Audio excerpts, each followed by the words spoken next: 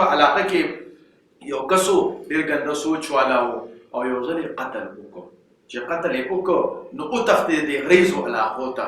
تاسو یقین په خدای که ډېر شملور او ډېر عزتمند سړی و.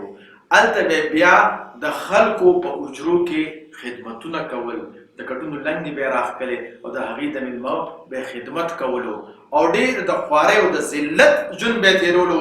بچي یې خوار شو، بیا به یې خلکو ته نصیحتونه کول چې د خدای دپاره صبر کوئ خو دښمني مه کوئ.